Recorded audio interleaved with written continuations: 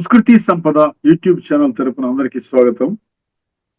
శ్రీ శ్రీ లలిత సహస్రనామావళి సామాజిక దృక్పథం అనే శీర్షికలో శ్రీ వింజమూరి బాలమురళి గారు ధారావాహిక ప్రసంగం చేస్తున్నారు. వారి ధారావాహిక ప్రసంగంలో ఈరోజు 58వ ప్రసంగం చేస్తున్నారు. శ్రీ బాలమురళి గారికి స్వాగతం. ధన్యవాదాలు సార్. సంస్కృతి సంపద ఛానల్ వీక్షకులందరికీ కూడా శ్రీ లలితాంబిక సహస్రనామావళి సామాజిక దృక్పథ అవగాహన అనేటువంటి యజ్ఞంలో పాలు పంచుకుంటున్న మీ అందరికీ ఆహ్వానం పలుకుతూ మనం అమ్మ యొక్క నామాల్ని పునశ్చరణ చేసుకుంటూ ముందుకు వెళదాం. విశ్వరూప జాగరణి, విశ్వవ్యాప్తమైనటువంటి శక్తి చైతన్యం ఏదైతే ఉందో ఆ శక్తి చైతన్యమే విశ్వములో వ్యాపించి ఉండి ఈ విశ్వానికి తానే ఆధారభూతమై ఉండి ఆ చైతన్యం నడిపిస్తోంది అని మనం చెప్పుకుంటాం. అది విశ్వరూప. ఈ విశ్వమే తన రూపముగా కలిగినటువంటి తల్లి, శ్రీమాత అని మనం చెప్పుకుంటాం. అందువల్ల మనకి అమ్మవారి యొక్క ముఖ్య లక్షణం ఏమిటి అంటే ఆమె సూక్ష్మ స్థితి ఏదైతే ఉందో, సూక్ష్మ లోకం ఏదైతే ఉందో ఆ సూక్ష్మ లోకానికి కారణభూతమై తానే సృష్టికర్త్రి అయి తానే సృష్టిలో ఒక భాగమై తానే ప్రవేశించి ఈ చరాచర జగత్తునంతటిని ఒక లీలగా నడిపిస్తున్నటువంటిది అనమాట. అందుకే ఆమెని లీలా వినోదిని అంటాం. ఒక ఆటగా ఆవిడ ఈ విశ్వాన్నంతటిని సృష్టించి ఆడుతూ ఆనందిస్తోంది. అందులో భాగంగా మనం ఆ అమ్మ యొక్క మహత్తుని, అమ్మ యొక్క లక్షణాలని తెలుసుకుంటూ విశ్వరూపాయ నమః, జాగరణ్యై నమః అని తెలుసుకుంటాం. ఇక్కడ అవస్థల గురించి చెప్పుకుంటున్నాం. విశ్వరూప అనేది అమ్మవారి లక్షణం అయితే జాగరణి, జాగృత్ స్వప్న సుషుప్తి అవస్థలు అనేవి ప్రతి ఒక్క జీవికి ఉంటాయి. జాగ్రత్త అవస్థ ఏదైతే మనం అంటున్నామో సర్వేంద్రియ జ్ఞానము మనకి కలిగి ఉండేటువంటి స్థితిని జాగ్రత్త అవస్థ అంటాం. అంటే మెలకువగా మనం ఉన్నటువంటి పరిస్థితిలో ఏ భౌతిక ప్రపంచాన్నైతే మనం దర్శించి అనుభవిస్తున్నామో ఆ యొక్క భౌతిక ప్రపంచ జ్ఞానాన్ని జాగ్రత్త అవస్థ మనకి తెలియజేస్తుంది.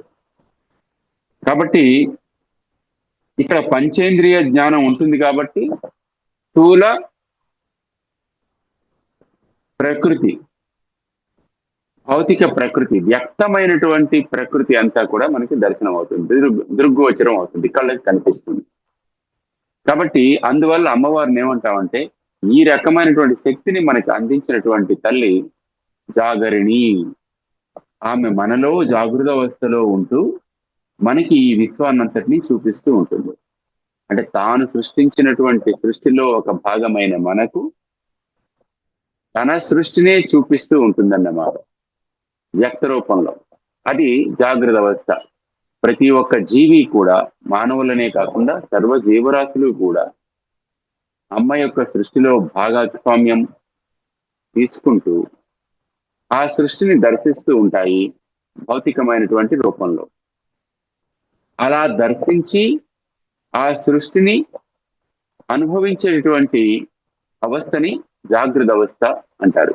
అంటే ఈ భౌతిక చక్షువుల ద్వారా ఏ వస్తు సముదాయాన్ని అయితే, ఏ జీవ సముదాయాన్ని అయితే ఆ స్థితి శక్తి పేరే జాగరణి, స్వపంతి, తైజసాత్మిక, ఇంకా ఈ వస్తాయి.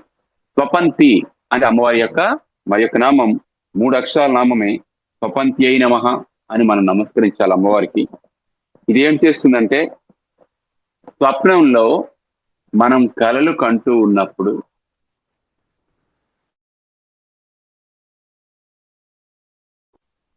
కేవలం మనస్సు మాత్రమే పనిచేస్తుంది.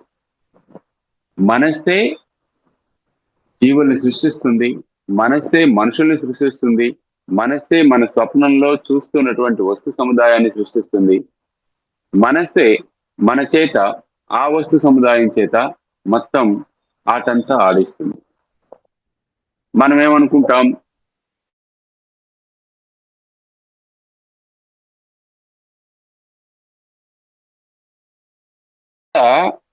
కలగంటున్నటువంటి వస్తువులన్నీ సూక్ష్మ లోకంలో ఉన్నటువంటి వస్తువులు. అది సూక్ష్మ లోక దర్శనం. అటువంటి స్థితిని స్వప్నావస్థలో ఉండే జీవుని సూచించే అమ్మవారి నామం స్వపంతి. మనం స్వప్నావస్థలో దర్శిస్తాము, స్వప్నావస్థలో ఆనందిస్తాము, విహరిస్తాము, అనేకమైనటువంటి భావాలని, భావనలని, ఉద్వేగాలని మనం పొందుతూ ఉంటాము. దానికి మన భౌతిక ఇంద్రియాలకి సంబంధం లేదు.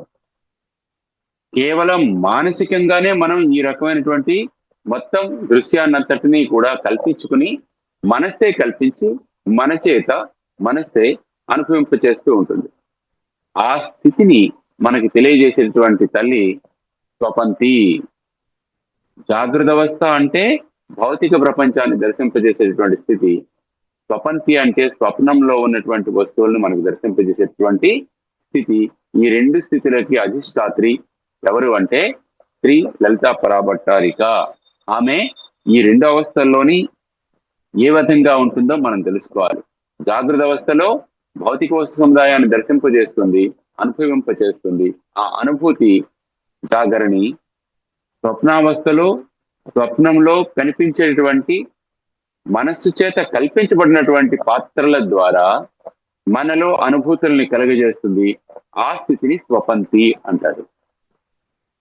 జాగ్రత్తగా గమనించాలి. ఈ అవస్థలలో అమ్మవారు ఏ ఏ స్థితులలో ఉంటుంది, ఏ రకమైనటువంటి స్ఫురణని, ప్రజ్ఞని, జ్ఞానాన్ని మనకి అందిస్తుంది, ఎటువంటి అనుభవాన్ని మనకి కలిగిస్తుంది, అది మనం ఇక్కడ తెలుసుకోవాల్సినటువంటి విషయం అన్నమాట. తర్వాత జాగరణి, స్వపంతి, తైజసాత్మిక. తర్వాత అవస్థ ఏమిటంటే తేజస్సే తన యొక్క ఆత్మగా కలిగినటువంటిది. తేజస్సు వంటి సూక్ష్మ స్వప్నావస్థకు అధిష్టాత్రుడు. తేజస్సు వంటి సూక్ష్మమైనటువంటి స్వప్నావస్థ. స్వప్నావస్థే సూక్ష్మ లోకానికి సంబంధించినటువంటిది అయితే, ఎందుకంటే అక్కడ ఆత్మ విహరణే ఉంటుంది, మనస్సే విహరిస్తుంది, భౌతికమైన శరీరం విహరించట్లేదు. అక్కడే మనం భయాన్ని అనుభవిస్తాం, నవరసాల్ని అనుభవిస్తాం, కానీ అవి ఏవి శరీరానికి సంబంధించినటువంటివి కాదు. ఒక్కసారి మెలకువ వచ్చిందంటే మెలకువ వస్తుంది.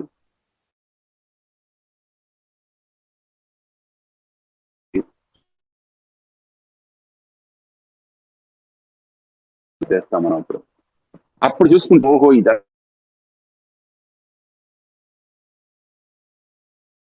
అని అనుకుంటాం.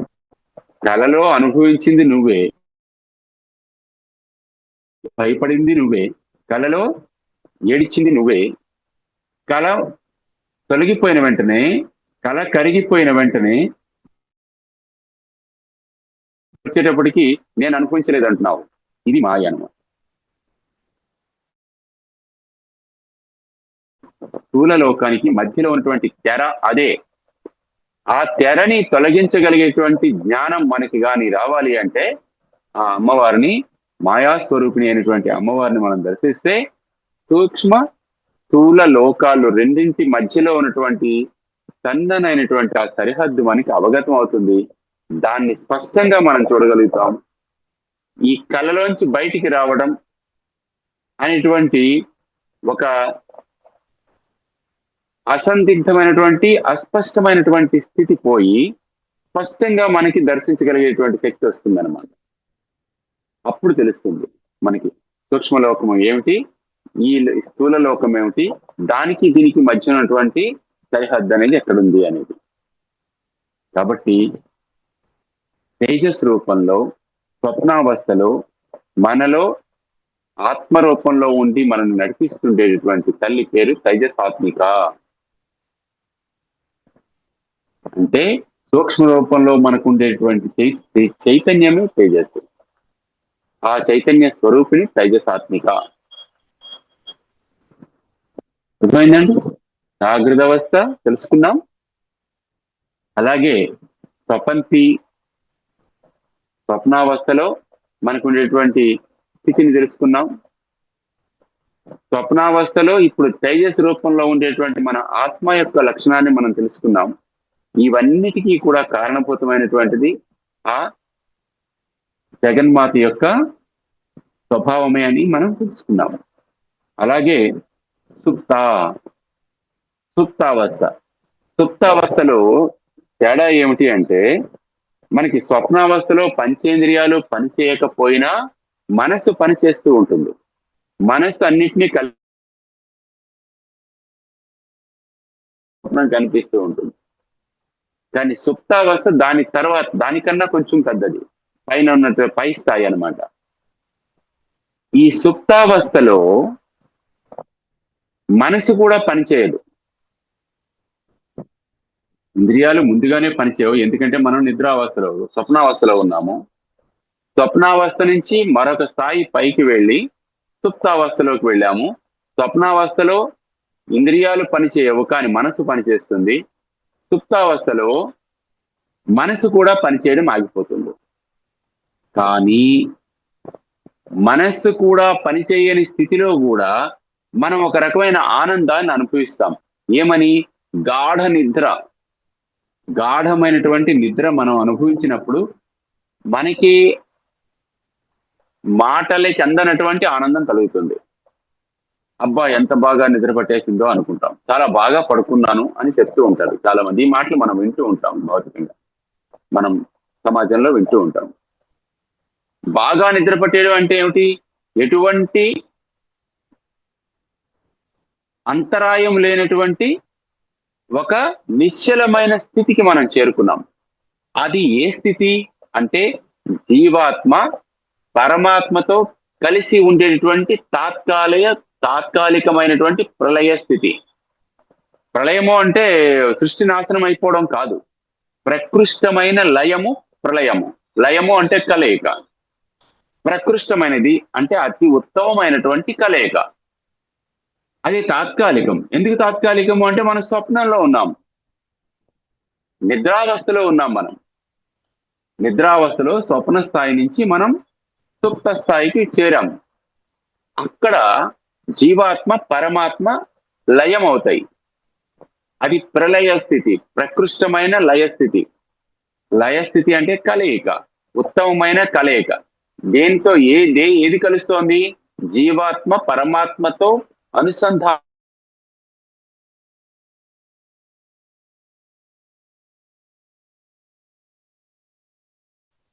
అందుకే ఏంటంటే, తెలివి వచ్చిన తర్వాత మనం ఏమంటామంటే, అబ్బా చాలా బాగా నిద్ర పట్టింది, ఎంత బాగా పట్టిందో అంటాం. చాలా బాగా లేదా ఎంత బాగా నిద్ర పట్టడం అనేది ఒక ఆనందమైనటువంటి అనుభూతిని మనం అనుభవించామని మనం వ్యక్తం చేస్తున్నాం. అది ఎటువంటి అనుభూతి మనం చెప్పలేము. ఎందుకు చెప్పలేము అంటే, మనం నిద్రావస్థలో ఉన్నాం గనక. ఆ నిద్రావస్థే ఒకవేళ జాగృత అవస్థ అయితే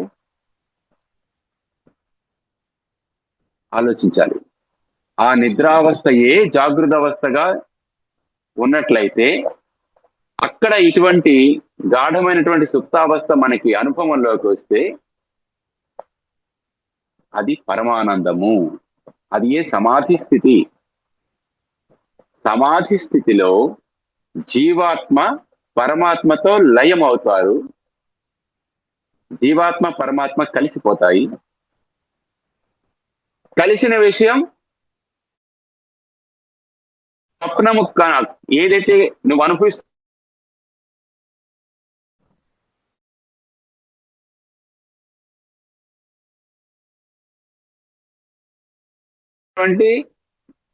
పని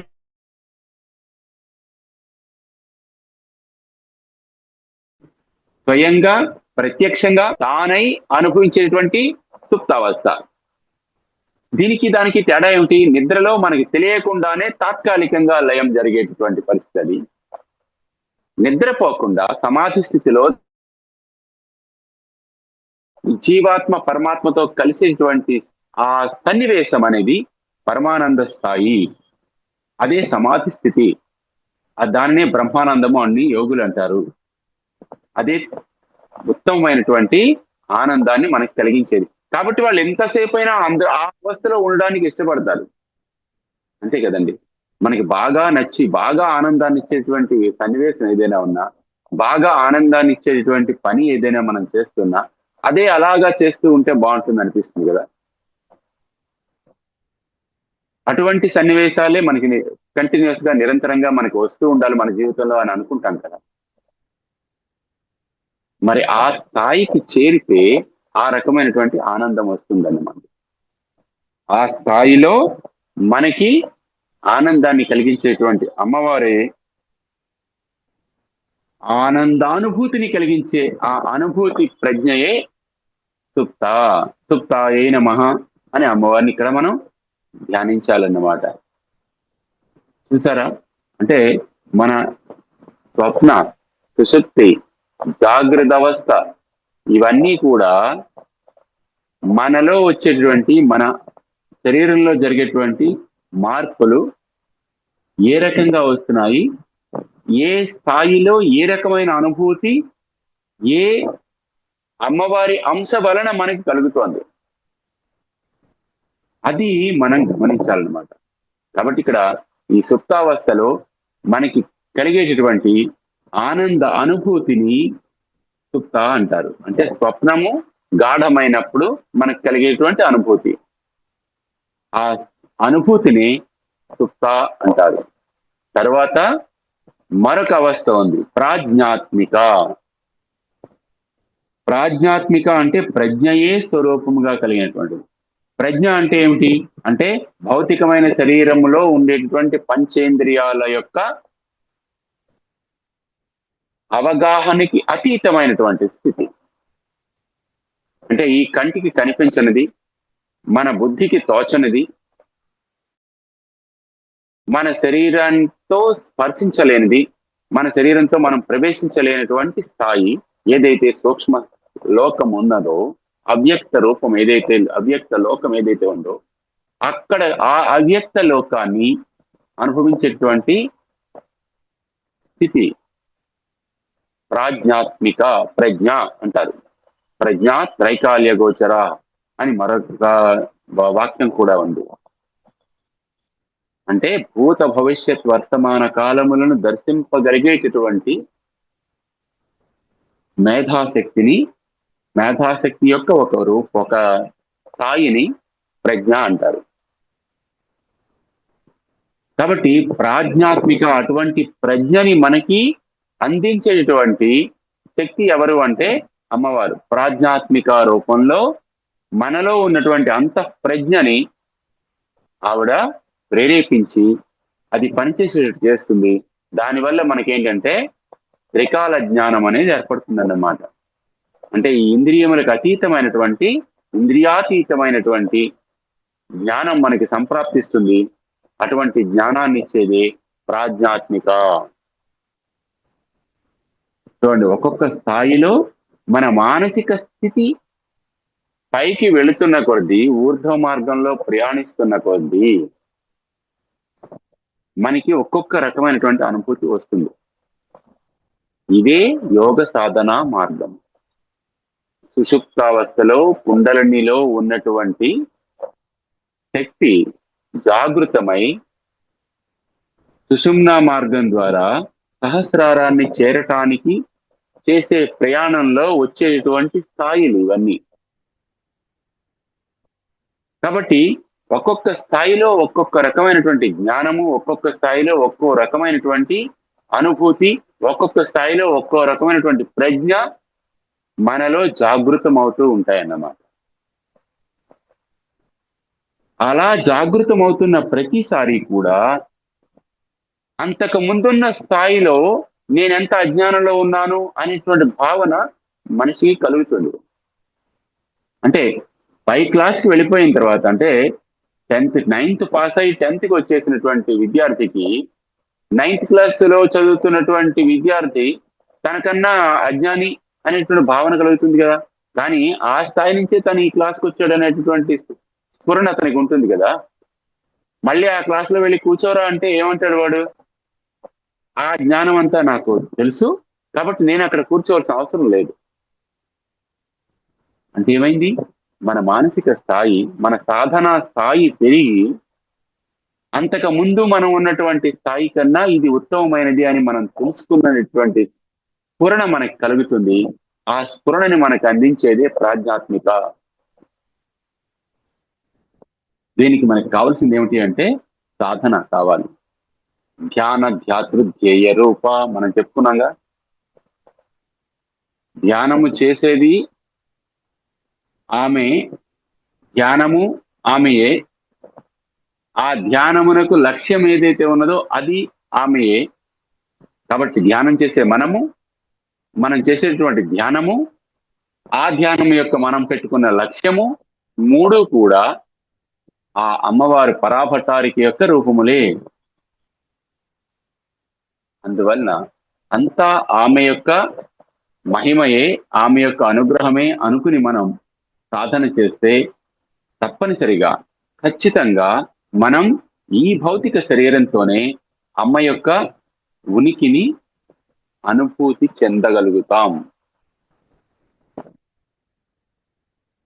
ఆ శ్రీమాత మన దగ్గరే ఉంది, మనతోనే ఉంది, మనలోనే ఉంది అనేటటువంటి జ్ఞానంతో పాటు ఆమెలోనే మనం ఉన్నాం అనేటువంటి జ్ఞానం కూడా వస్తుంది. ఇదేనమాట మనకి తురీయావస్థలో కలిగేటువంటి జ్ఞానం. ఇంకొక అవస్థ ఇది. తురీయావస్థ అంటే ప్రజ్ఞానం, ప్రజ్ఞానం బ్రహ్మ అని మనం చెప్పుకున్నాం కదా. ప్రకృష్టమైనటువంటి జ్ఞానం ఇది. ఈ జ్ఞానం కన్నా ఇంకా పైన ఉన్నటువంటి స్థాయి ఏమిటి అంటే తురీయావస్థ. తురియా అంటారు. తుర్యాయై నమః అని అమ్మవారిని మనం ధ్యానిస్తాం. ఇది 4వ అవస్థ. మనకి జాగ్రత్త, స్వప్న, సుషుప్త అవస్థలే కాకుండా మనిషి బ్రతికున్న ప్రతి జీవికి కూడా 4వ అవస్థ ఉంటుంది. స్థూల సూక్ష్మ కారణ స్థితులకు అతీతమైనటువంటి స్థితి తుర్యావస్థ. స్థూల సూక్ష్మ కారణ స్థితులకు అతీతమైనటువంటి అవస్థ. స్థూల రూపం స్థూల లోకాన్ని తెలియజేస్తుంది. సూక్ష్మ రూపం సూక్ష్మ లోకాలని తెలియజేస్తుంది. కారణ రూపం కారణ లోకాన్ని తెలియజేస్తుంది. ఈ 3 అవస్థలు, 3 రూపాలు దాటిన తర్వాత సాధకునికి కలిగేటటువంటి అవస్థ తుర్యావస్థ. కాబట్టి ఆ తుర్యావస్థ కూడా అమ్మవారి యొక్క అంశయే, అమ్మవారి యొక్క అనుగ్రహావస్థయే. అమ్మవారి అనుగ్రహం లేకపోతే ఆ అవస్థకి మనం చేరలేం, ఆ స్థాయికి మనం చేరలేం, ఆ అనుభవాన్ని మనం పొందలేం. ఇక్కడ స్థాయి, అవస్థ, అనుభవము ఈ పదాల్ని చాలా జాగ్రత్తగా స్పష్టంగా అర్థం తెలుసుకోవాలి. అంటే మన యొక్క అనుభూతిలో స్థాయిలు ఇవి. దీనికి ప్రూఫ్లు ఏంటి అంటే అనుభవిస్తేనే తెలుస్తుంది తప్పించి వీటికి ప్రూఫ్లు ఏముండవు, నిరూపణ ఏముండదు. సాధన చేసి తెలుసుకోవాల్సిందే. దేవుణ్ణి నేను చూశాను అని రామకృష్ణ పరమహంస వారు అంటే నాకు చూపిస్తావా అని వివేకానందులు అడిగితే ఆయన ఏం చేశారో మీకు తెలుసు, నాకు తెలుసు. భగవంతుణ్ణి దర్శించటం లేదా భగవంతుని యొక్క సన్నిధిని మనం అనుభవించటం అనేది ఎవరికి వారు స్వయంగా చేసుకోవలసినటువంటి ప్రక్రియ. మనకి మనం దర్శించాలి, ఇంకొకరు మనకి దర్శింప చేయలేరు. అంతే కదండి. విద్యుత్ తీగలో విద్యుత్ ఉన్నది అని చెప్తున్నాం. ఎలా ఉంది అంటే దానికి ఒక కనెక్షన్, బల్బు కానీ కనెక్ట్ చేసినట్లయితే బల్బు వెలుగుతుంది కాబట్టి, వెలుగుతున్నది కాబట్టి అందులో విద్యుత్ ఉంది ఆ తీగలో అని మనం భావిస్తాం. అక్కడికి మనం సాటిస్ఫై అవ్వకుండా ఆ తీగలో ఉన్నటువంటి కరెంట్ ఎక్కడుందని వెతకడానికి ప్రయత్నించాం అనుకోండి, వెతకగలమా? పట్టుకోగలమా? లేదే. మనం దాన్ని పట్టుకుంటే మనకి షాక్ కొడుతుంది, ఏమైందో తెలియని పరిస్థితి ఏర్పడుతుంది. అంటే ఉన్నది, ఒక శక్తి అనేది ఉన్నది, కానీ అది ఎక్కడ ఉన్నది, ఏ రూపంలో ఉన్నది, ఏ స్థాయిలో ఉన్నది, అది మనం ఈ భౌతిక శరీరంతో మనం గుర్తించలేకపోతున్నాం. అదే పరమాత్మ యొక్క జ్ఞానం. దాన్నే ప్రాజ్ఞాత్మిక అనేటువంటి శక్తి, అమ్మవారి యొక్క శక్తి మనకి ఆ ప్రజ్ఞానాన్ని అందిస్తుందన్నమాట. ఆ తర్వాతి స్థాయి తుర్యావస్థ. కాబట్టి కళ్ళను ఆశ్రయించి ఉంటే మనస్సు బుద్ధి అనేది అది జాగ్రత్త అవస్థ చెప్పుకున్నాం. మళ్ళీ మరొకసారి చరణం చేసుకుందాం. మన కళ్ళకి కనిపించేటువంటి వ్యక్త రూపమైనటువంటి భౌతిక వస్తు సముదాయం అంతా కూడా జాగ్రత్త అవస్థలో మనకు కనిపిస్తుంది. అలాగే అది హృదయాన్ని ఆశ్రయించి ఉన్నదనుకోండి, సుషుప్తి అవుతుంది. అదే చేతులను ఆశ్రయించి ఉంటే స్వప్నావస్థ. చేతన అంటే చైతన్యం. అలాగే అదే సహస్రారగతమైతే దాన్ని తురీయావస్థ అంటారు. భౌతిక దృష్టికి మనకి దృగ్గోచరమైతే అది స్వప్నావస్థ, అది భౌతిక అవస్థ, జాగ్రత్త అవస్థ. హృదయగతము లేదా చేతన చిద్గతము అంటే మనస్సుకి సంబంధించినదైనట్టయితే అది స్వప్నావస్థ. చిత్తము బుద్ధి రెండూ పనిచేయని స్థితిలో ఉంటే సుప్తావస్థ. ఆ సుప్తావస్థకి అతీతమైనటువంటిది ఏది అంటే జాగరణి ప్రజ్ఞాత్మిక ప్రజ్ఞ. అక్కడ సూక్ష్మలోక దర్శనం అనేది మనకి లభిస్తుంది అన్నమాట. ఆ ప్రజ్ఞానము కన్నా ఇంకా గొప్పదైనటువంటి అవస్థ ఏది అంటే తురీయ అవస్థ. ఈ తురీయ అవస్థ మనకి సహస్రారంలో జీవాత్మ పరమాత్మతో కలియుట, లేదా కుండలిని రూపంలో ఉన్నటువంటి శక్తి సహస్రారములో ఉండేటటువంటి శివునితో ఐక్యం అవడం, అది తురీయ అవస్థ. అందుకు ఇక్కడ సహస్రారం అనేటువంటి పదం వాడడం జరిగింది. అంటే ఓ కుండలిని పూర్తిగా జాగృతమై సహస్రార కమలాన్ని చేరటం అనేది, ఇది యోగ సాధనలో కదా జరిగేటువంటి ప్రక్రియ. కాబట్టి యోగ సాధన చేసేటటువంటి ప్రతి వ్యక్తి కూడా ఈ అవస్థల యొక్క భేదాన్ని తాను అనుభవించి తెలుసుకుంటాడు. కాబట్టి ఇది యోగ సాధనలో ఉత్తమమైనటువంటి సాధన అన్నమాట. మళ్ళీ మరికొన్ని విషయాల్ని కూలంకషంగా తెలుసుకుందాం. స్వస్తి. శ్రీమాత్రే నమః. శ్రీ లలితా సహస్రనామావళి సామాజిక దృక్పథం అనే శీర్షికలో ధారావాహిక ప్రసంగం చేసిన శ్రీ బాలమురళి గారికి ధన్యవాదాలు. ధన్యవాదాలు సార్.